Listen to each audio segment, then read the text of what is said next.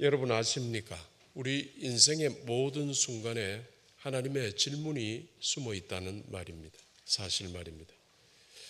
우리가 하나님의 이 질문에 바르게 대답하면서 살아갈 때 우리가 진정 신앙인, 그리스도인이 되어 갑니다. 형통할 때도 고난의 때에도 하나님께서는 우리에게 질문하시지요. 형통할 때는 이렇게 질문하시겠죠. 너를 형통하게 한 이 도움이 어디서 온 줄 너는 아느냐?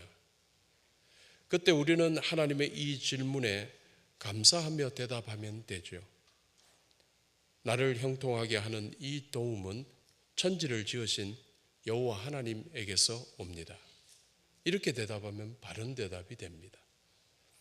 또 고난의 때에도 하나님께서는 질문하실 겁니다. 이 고난이 오히려 네에게 유익이 되는 줄 너는 알고 있느냐? 그러면 우리는 더욱 하나님만 의지하는 마음으로 대답하면 됩니다. 이 고난 사실 되게 힘들지만 이 고난을 통해서 제가 결국 하나님의 주의 율례를 배우게 될 것이니 고난이 제게 유익합니다 라고 대답하면 되는 겁니다. 그래서 우리 인생은 잘 될 때도 있고 또 어떨 때는 정말 폭풍 속에서 살아가는 것 같을 때가 한두 번이 아닙니다. 어쩌면 눈물 흘릴 때가 더 많은 것 같기도 합니다. 찰리 채플린이라는 사람이 했던 말이라고 합니다. 인생은 가까이서 보면 비극인데 멀리서 보면 희극이다. 이 말을 생각해 보니 우리 신앙 인생도 꼭 그런 것 같습니다.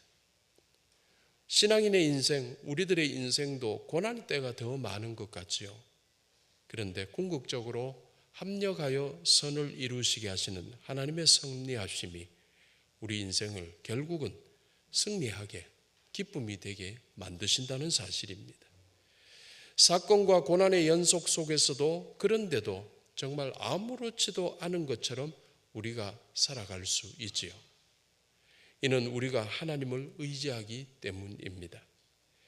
구약 시대를 살았던 한 족장 욥은 하나님을 경외하고 사람들에게 잘했던 동방의 의인이었습니다.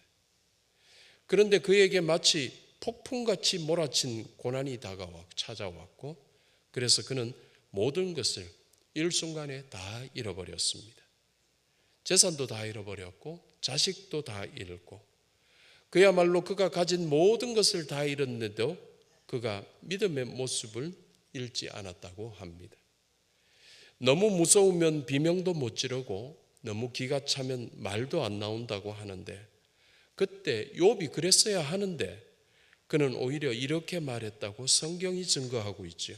욥기 1장 21절입니다. 우리 스크린 보면서 함께 봉독하겠습니다.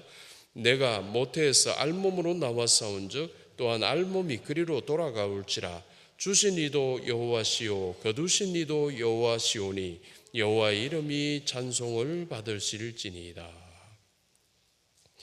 이것이 가장 나쁜 최악의 상황을 맞은 욥의 입장이었습니다. 최악의 상황에서도 하나님을 찬송하고 있는데 형통할 때 욥은 하나님을 어떻게 영광을 돌려드렸을까? 우리는 한번 생각해 보아야 되죠. 비록 고통스러웠을지언정 결코 그는 하나님께 무례하지 않았습니다. 비록 고통스러웠을지언정 그는 하나님을 찬송하는 일을 잊지 않았습니다. 예배를 잊지 않았습니다.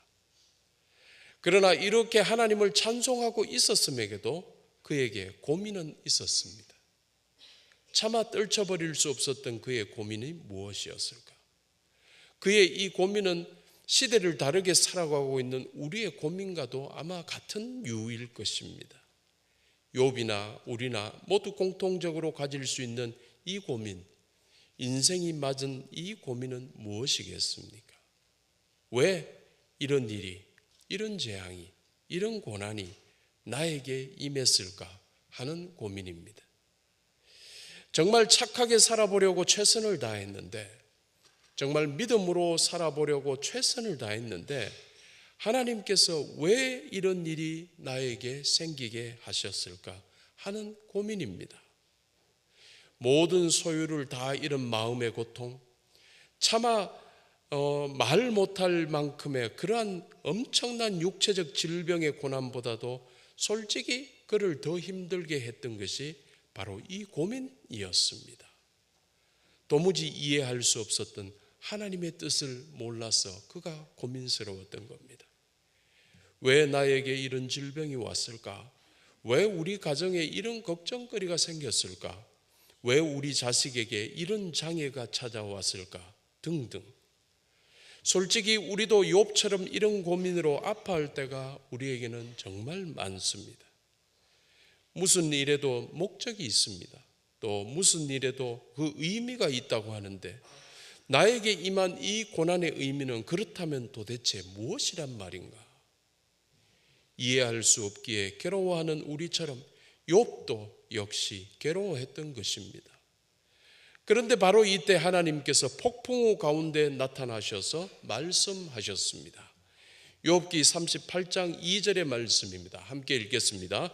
무지한 말로 생각을 어둡게 하는 자가 누구냐?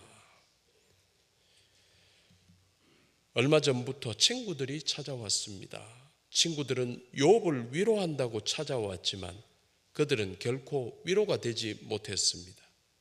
모두가 스스로 똑똑한 척, 지혜 있는 것처럼 하나님의 지혜에 대해서 말했기 때문입니다.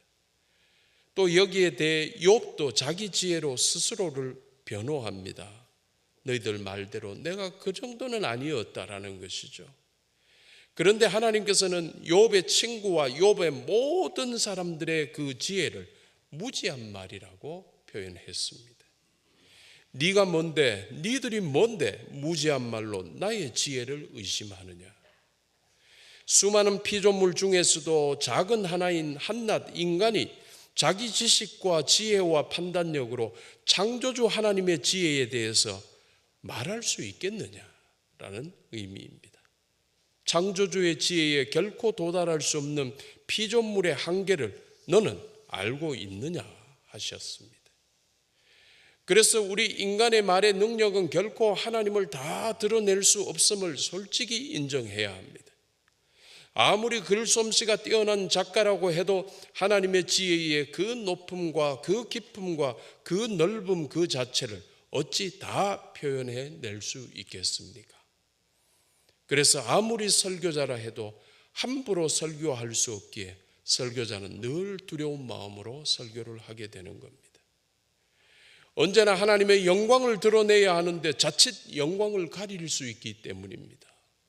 하나님의 뜻이라고 말할 수는 있지만 자칫 하나님의 뜻을 어둡게 하고 있을 수 있기 때문입니다. 성도님들은 어떠신지요? 혹 내가 그렇지는 않은지 스스로 늘 겸손히 질문해 보아야 할 것입니다. 그때 욥을 위로하러 찾아온 세 친구의 말의 요지는 이러했습니다. 죄의 결과가 심판이다. 다시 말해 네가 이런 일을 당한 것은 네가 인정하지 않을 줄 모르지만 너의 죄다라고 이야기를 하고 있는 것입니다. 참 맞는 말이죠. 죄의 결과는 심판이죠. 우리가 참이라고 믿는 말들이 오히려 하나님의 이치를 어둡게 하는 것이 되기도 한다는 사실을 또한 우리는 알아야 하죠. 참 맞는 말이지만은 고난을 겪고 있는 친구 앞에서 적절하지 않은 말이 되어버렸지요. 진짜인데 좋은 말인데도 상황이 아닐 때는 그리스도인의 말에서는 적합하지 않지요. 지혜롭지 못한 결과입니다. 그래서 참된 지혜는 궁극적으로 하나님 안에서만 발견될 수 있습니다.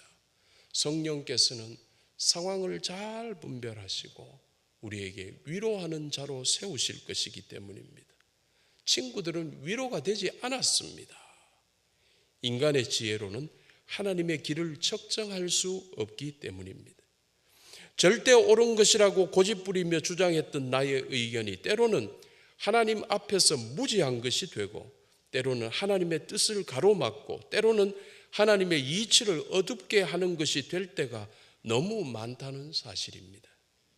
하나님의 이치를 어둡게 하는 무지한 말과 잘못된 속단을 이제는 우리 멈추어야 하지 않겠습니까? 우리 모두가 부인할지는 모르지만 결코 반갑지 않은 고난을 통해 정말 웬만하면 고난은 피하고 싶고 정말 고난에서는 고난을 보기도 싫지만 이 고난이 하나님의 말씀을 바로 들을 수 있기 때문입니다. 이 고난을 통해. 그러면 본문을 통해 욥에게 그리고 우리에게 말씀하시는 하나님의 메시지가 무엇일까요? 욥기 38장 3절 전반부입니다. 우리 스크린 보면서 함께 보겠습니다. 너는 대장부처럼 허리를 묶고, 먼저 대장부답게 자신을 살피라는 것입니다.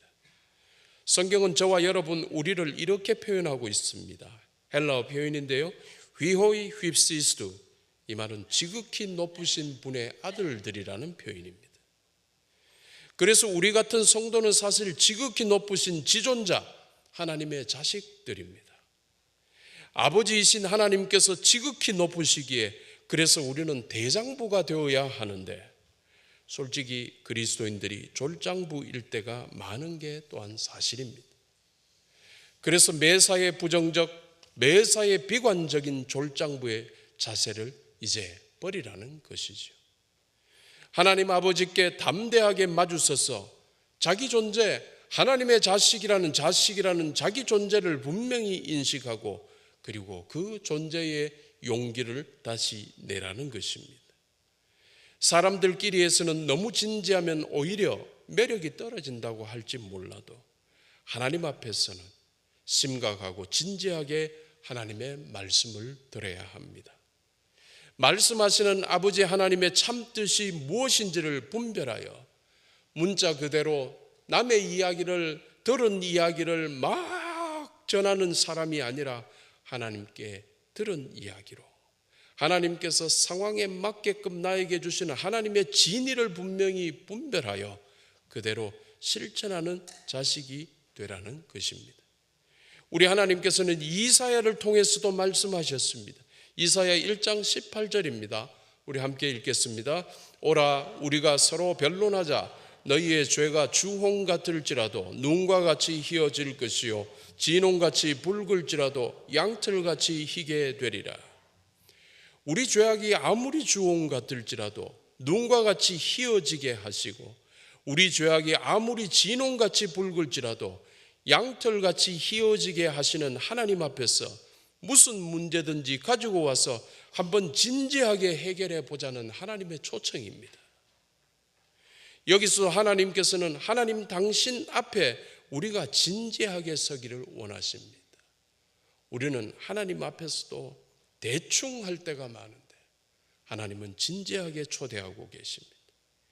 이루 말할 수 없는 존재의 경박함이 오늘날의 트렌드일지는 몰라도 우리는 그러면 안 된다는 것입니다. 그 경박함이 우리를 어리석게 만들어서 우리의 하루하루가 얼마나 축복인지를 잊어버리게 만들어 버립니다. 그 경박함이 우리를 어리석게 만들어서 우리의 일상이 얼마나 소중한지를 잊어버리게 합니다. 그 경박함이 우리를 어리석게 만들어서 우리 인생이 얼마나 값진 것인지를 잊게 합니다. 그 경박함이 우리를 어리석게 만들어서 내 옆에 사람이 얼마나 귀한지를 잊어버리게 합니다. 그래서 우리가 하나님께서 주신 인생을 진지하게 살지 못하게 된다면 우리는 얼마나 많은 귀중한 것을 잃어버리게 될지 우리가 진지하게 알아채라는 것입니다.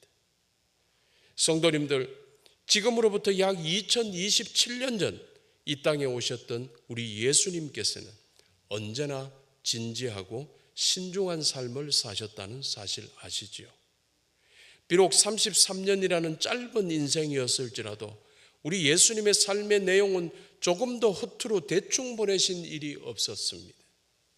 인류를 구원하시려는 원대한 사랑의 계획대로 참으로 우리 모두에게 유익하게, 참으로 우리 모두에게 필요하게 당신의 삶을 주셨습니다. 그래서 예수님의 삶은 우리 삶의 모범이 되는 겁니다. 예수님처럼 우리도 우리 각자의 삶에서 항상 진지하시기를 바랍니다. 폭풍우 속에서 말씀하신 하나님의 말씀을 진지하게 들었던 욥은 이제까지 귀로만 듣던 하나님을 눈으로 뵙게 되는 신앙으로 성숙해 갑니다. 우리도 이러할 때 우리도 하나님의 말씀을 듣게 되는 바른 믿음의 사람이 된다는 사실입니다. 말씀에 더욱 진지하시기를 주님의 이름으로 축원합니다. 또 본문을 통해 말씀하시는 하나님의 메시지는 무엇일까요? 욥기 38장 3절 뒷부분입니다. 우리 함께 보겠습니다. 내가 내게 묻는 것을 대답할지니라. 하나님께서는 욥에게 질문을 던지셨는데 욥은 이 질문에 대답해야 했습니다. 그래서 믿는 자가 많고 다들 예수 이름 외치고 모두가 하나님 영광 위에 일한다고 하지만 더욱 진실되고 순전한 신앙은 하나님의 질문을 듣고 그 질문에 대답하는 데서 이루어진다고 할 수 있습니다. 그런데 우리는 하나님의 이 질문에 얼마나 바르게 대답할 수 있을까요? 여러분은 기원과 서원의 차이를 아십니까? 기원은 나의 소원이 이루어지기를 바라는 것이고 서원은 하나님의 소원이 이루어지기를 바라는 것의 차이입니다. 그래서 기원도 훌륭하지만 서원은 더 훌륭한 것입니다. 하나님께 질문하고 요구하는 신앙이 기원하는 신앙이라 할 수 있고 하나님의 질문과 요구를 듣고 그것에 답하며 살아가는 신앙은 서원하는 신앙이라고 할 수 있겠지요. 제 개인적인 소망은 우리 성도들이 서원하는 신앙인들이 되었으면 합니다. 과거나 현재나 교회 공동체에는 늘 문제가 참 많습니다. 왜 그럴까? 교회는 천국이라고 했는데 왜 자꾸 문제가 많을까? 단도직입적으로 말해보자면 교회의 구성원들이 하나님께 자기 요구는 많이 하지만 하나님의 질문을 듣고 주님의 몸된 교회에 헌신하는 데는 둔감하고 무지하기 때문이겠지요. 그러나 성도님들, 욥은 지금까지 귀로만 듣던 하나님을 이제 눈으로 뵙게 되었습니다. 이제 눈으로 뵙게 된 하나님의 질문을 듣고 그 질문에 대답하는 삶을 살게 되면서 그는 하나님 앞에서의 자기 실체를 더욱 분명히 깨닫게 되었습니다. 그가 깨달은 자기의 실체, 욥의 실체는 무엇이었을까요? 그것은 바로 자기 자신이 하나님의 이치를, 하나님의 영광을 무지한 말로 너무 가리고 있었다라는 사실이었습니다. 그래서 욥은 이렇게 고백하게 됩니다. 욥기 42장 6절입니다. 우리 함께 읽겠습니다. 내가 스스로 거두어 드리고 티끌과 제 가운데서 회개하나이다. 스스로 거두어 드리고라는 말은 자신을 경멸한다는 말입니다. 어떤 자신을 경멸한다는 거예요? 하나님에 대해 아무것도 모르면서 마치 다 아는 것처럼 소리 질렀던 나 자신을 경멸합니다. 하나님 나라를 경험해 보지도 못했으면서도 마치 다 본 것처럼 이게 하나님의 다라고 생각했던 나를 경멸합니다라는 뜻입니다.